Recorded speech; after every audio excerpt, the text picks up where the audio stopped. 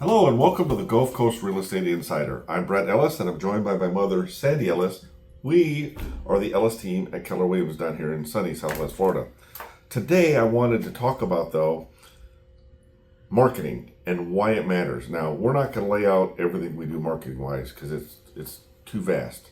But a couple things we can talk about is, one, we still advertise in the newspaper, and there's big reasons for that, even though other agents won't do it. One of the things I do want to talk about, though, is our newsletter that we send out all the time. Now, this goes out to like 5,000 homes in Lee County, but in the middle of it, we usually advertise our properties. This time, we just put out our sold properties. Now, why do we do that? A lot of people think, and a lot of agents are saying, you just take your home off the market. Don't sell it. Things aren't selling. Prices are way down. You can't sell. They're not selling. They go on vacation. But that's not true. We're selling a ton of properties. Yeah, and that's just some of them. Yeah. That we sold. And it was for earlier. Yeah. So let's talk about how do we do it. What makes a difference for a seller, and why does marketing matter? And I guess let's talk about a myth. One of the myths is just list it in MLS, it'll go on Zillow, it'll go on Realtor.com, it'll go on Trulia, it'll go on Homes.com, and that's what's going to sell it. Well, and a certain percentage of people will see that, and a certain percentage are looking for a home like that. But there's also people out there that aren't aware that that property is available and where it is and what the location is and pictures of it, all that kind of thing. It really does make a difference. But that's not going to sell a home. That just gets your home out there with all the other homes. So if there's 6,100 homes on the market, you're just one of 6,100. What's going to differentiate your home? That's where marketing comes in. We want to differentiate because anybody could give a home away on price. Like if you're the lowest price, the lowest this, you're probably going to sell a home. And I don't care if it's a home, a candy bar, a used car, or a laptop computer. Lowest price is probably going to sell a certain amount of things. But if you're a seller, do you want the lowest price just so you can be out in a month? Most sellers don't. Most sellers want fair market value. We call that top dollar. The most you're going to get is fair market value. To expect to exceed that is just not realistic and probably not going to happen. Although there are cases where it can happen in various markets and whatnot. We're not talking about the anomalies. Let's talk about reality. Fair market value, top dollar is getting all of what your home is worth. Giving it away doesn't help anybody. So if we agree, and you agree, that selling on Zillow, Realtor.com, Homes.com, Trulia alone, that's not what sells homes. Do we agree on that? Well, yes, we agree on that. Okay. Now, do we use it? Yes. As assist? They're all tools. Of course we use it. They're tools.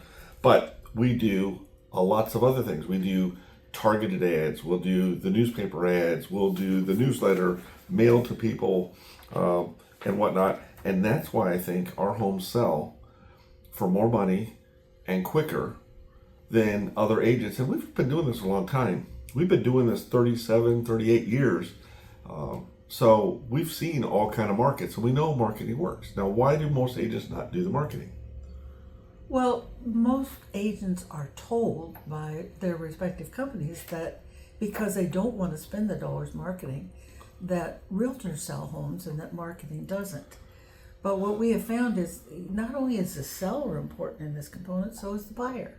And the buyer also has certain wants and needs and neighborhoods and bedrooms and baths and all that kind of thing. And by doing the kind of marketing that we do, we get it out there to them and they do see it. And it's in different mediums, like you mentioned. The typical broker will say price sells homes.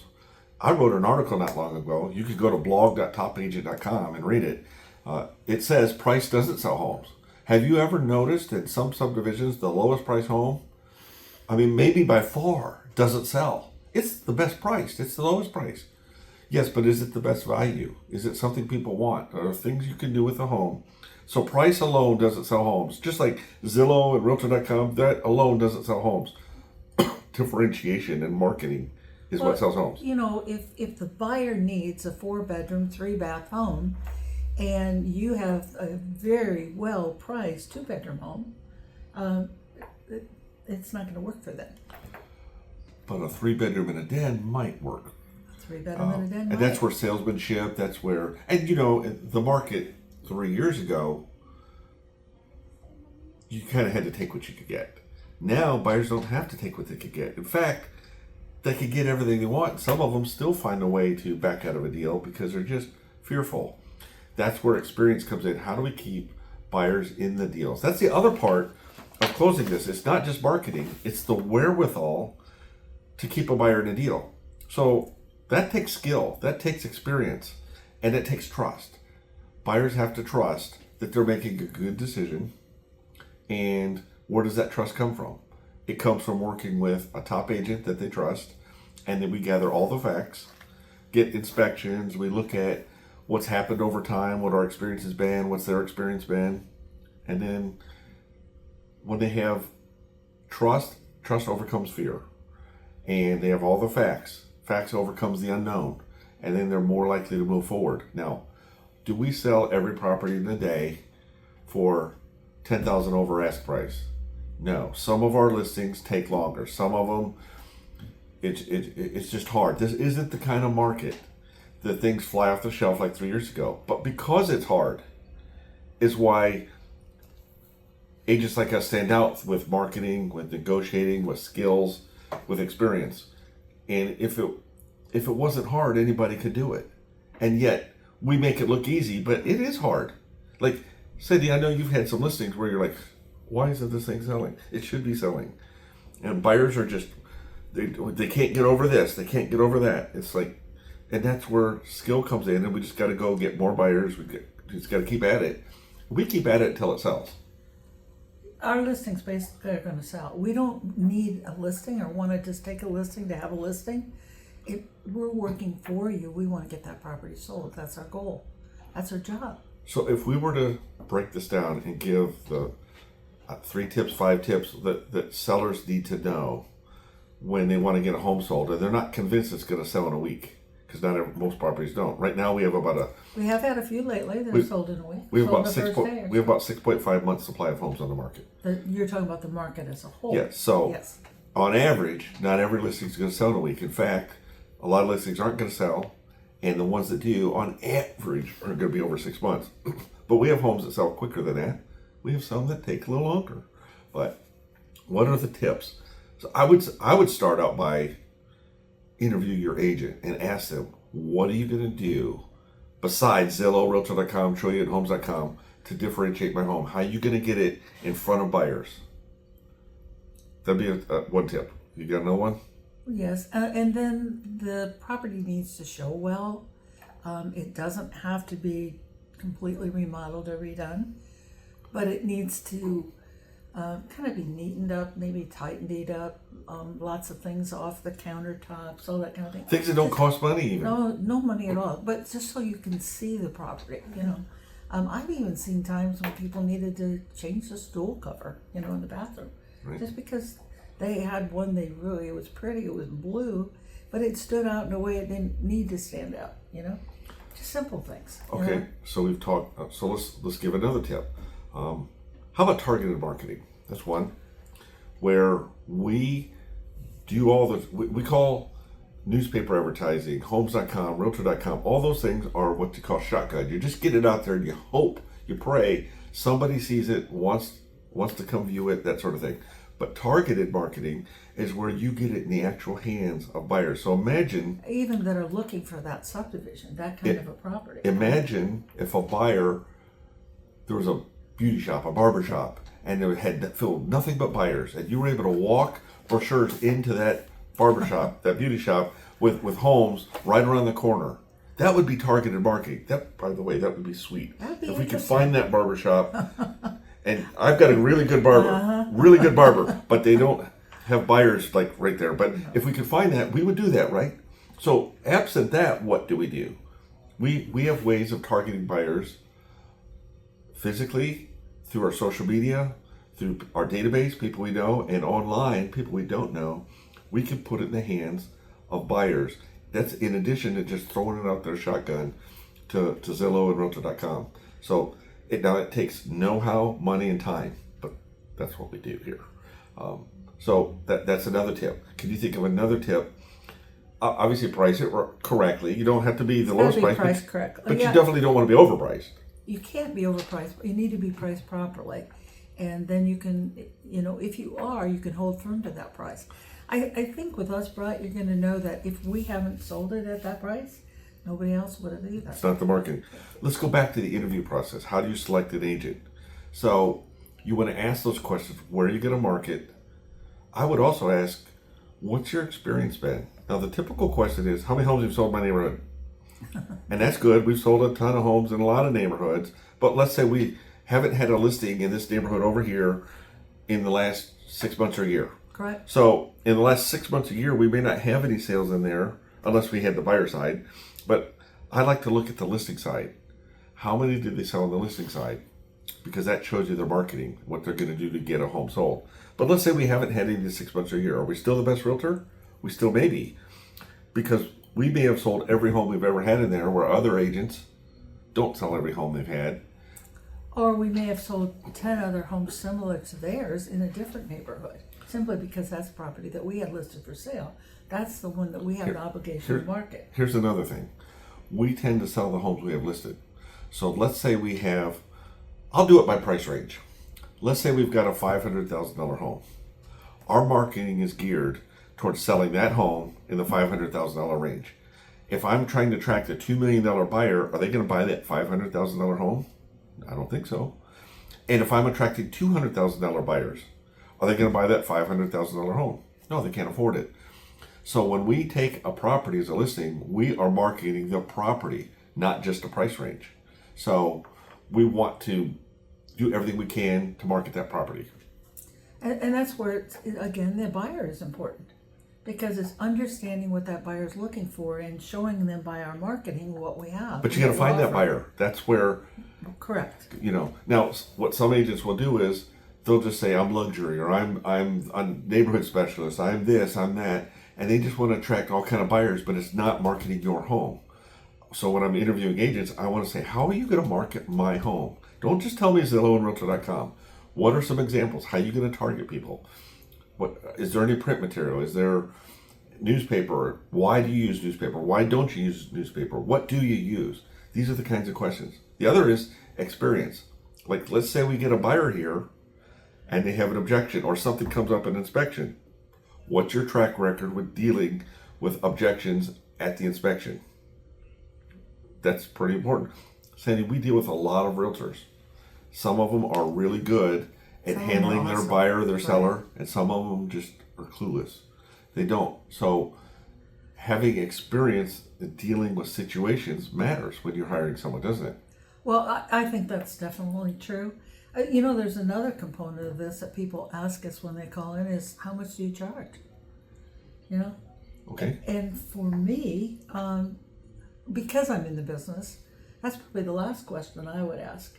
Now, it's not because I don't want to answer that question, because obviously we do charge, right? Well, we have to charge something because we spend money. We spend more than other people, but we get more. Right. I think when people ask the question, how much do you charge? I think what they're really saying is, how do I know, how do I trust that you're going to put the most money in my pocket at closing? Right. And that's what's really important. How much money do you take to the bank after closing? So if I'm able to sell your home and attract buyers to it at the price point that you're at, and realtors as well to sell it, be motivated to get that property sold. And prevent you from having to cut it $50,000. Right. So you, at the end, your check is much greater. That's what's important. I see that same question asked on Nextdoor. Where's the cheapest barber shop I can find? Where can I get inexpensive eyeglasses? Where can I this? And I think, you guys are asking the wrong question. I've got the best barber, I'm telling you. If you want recommendations, let me know. Yeah, I mean, okay. doesn't miss. I hope he didn't miss anything. Yeah, I'm back there, bro. Okay, so we've covered price, commissions. We've covered marketing, experience, negotiations. Any other tips you feel like this is true in any market in the country? I think you need to trust your gut too. when you sit down and you talk to somebody and you feel good about what they're saying. I was with somebody the other day and he said to me, I always feel like when I'm talking to realtors, it's a dog and pony show. And I thought, you know what? There are some dog and pony shows out there, but we aren't one of them. And I think when you sit down and talk and have that real heart-to-heart conversation, you feel good about a person you're talking to and working with. I mean, there's some sellers that we can't work with because they might not have integrity. They might not want to share or tell the truth about some damage or something that happened to their house. That too is not us, Right. We don't work with everyone. When we go on a listing appointment, it's a two-way interview. That's right. I think we don't list a property. We list a seller. And let me explain what I mean by that. You might have a $50,000 property you inherited. It's not in wonderful shape. Your parents were hoarders. It's just not the way you would necessarily live. It's run down. It hasn't been maintained. But if we could work well together, I'm going to help you sell that property. And by the same token, you could have a $10 million home and you're just not going to listen to us. And you want to listen at $15 million and you want to micromanage the sale, even though we've got 5,000-6,000 homes plus sales. Not that we don't listen to sellers, and sometimes they do have good advice. We do listen to sellers, yeah. But when they want to take over the transaction, sometimes they get in their own way, and they're the reason the property isn't sold. It's not the property. Well, it's that's the people. usually a situation where they've come to us after they've been listed with 2 or 3 other people, and it's very obvious that they kind of got But in their that's own an way, example of why we list the people, not the property. Because we'll sell a $100 million property or a $6,000 lot with toxic material on it. So as long as we disclose I don't know it. about that toxic material. Well, we have to disclose. We haven't had one of those. Oh, I'm sure we've had Couple critters. something toxic over the years. I Yeah. don't remember, but the whole point is, it doesn't matter what the house, the property, the condo, whatever it is, we'll sell it. Can we work together as a team? And I think you can probably tell we work pretty well with most people, but we're not for everybody, and that's fine. So it's a two-way interview. What my advice would be, interview, and it doesn't matter if you're in the Gulf Coast market or up in Michigan or California. Just interview a realtor and make sure you kind of gel with one another. You're a team, you're working on the same page, you have the same goals, they have the experience you're looking for, they have the marketing muscle that you're looking for, they know how to negotiate tough situations when they arise, because you don't know when they're going to arise, but invariably they sometimes things can and do pop up. And are they going to be your partner in working on that, or are they just going to cut tail and run and say, well, can't sell this one, I didn't know it had mold, so you're done. See ya. I mean, that's not what we do. We don't just run. We help people. We find solutions and We'll get find a properties way. sold. Absolutely. Yeah. So, and this isn't about us. This is about you finding a realtor that you gel with and can get you the facts, the information. You can trust them, and they have the experience to convey that to the other side. And so that you take that check to the bank.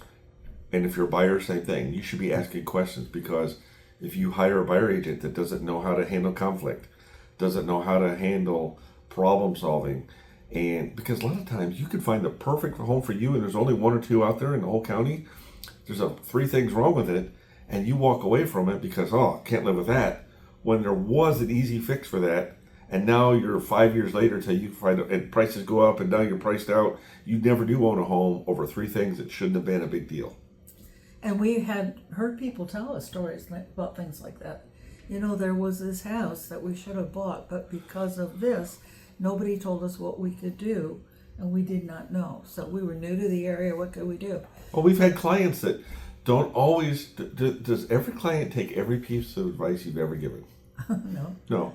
And then And we don't want them to either. So, We're basically problem solvers, and we're going to show them solutions, and they can sometimes pick from 2 or 3. no, I want them to take my Right. advice, because I think we give good advice. Well, I think we do too, but there are times when, for one reason or another, they just can't do that. And right? sometimes they regret that later on, because well, sometimes. but it doesn't matter, because it has to feel right for them, and we're not bullies where we say, no, you got to buy this because we could replace the carpet, we could do this. No, if it matters to them, it's okay. We just want them to have all the facts and a way of looking at things such that if it's a good decision for them to move forward, they can do that. And if it's the best decision for them not to move forward, they're okay with it. Because we're okay if they're okay. We just want them to make decisions based on facts, not fear and Or not make a decision because of fear. yeah, Right. I mean, Yeah. and logic. So Fear of because the unknown. that buyer's remorse kicks in, and you're like, oh my gosh, this is the biggest transaction of my life, and I just found out that the carpet is torn over here. Didn't realize it, and the water heater needs replacing, and I can't do this. Well, and that's the important part of an inspection sometimes, Brett, because there are things sometimes that you didn't know before when you listed the property and told us it was perfect. All right. I mean, and there are little surprises, things that happen. So I think we've given you some great tips. Hopefully I think they work on the selling and the buying end. And whether it be here in Southwest Florida, along the Gulf Coast, or anywhere in the country, we hope this was a benefit to you, and thanks for tuning in.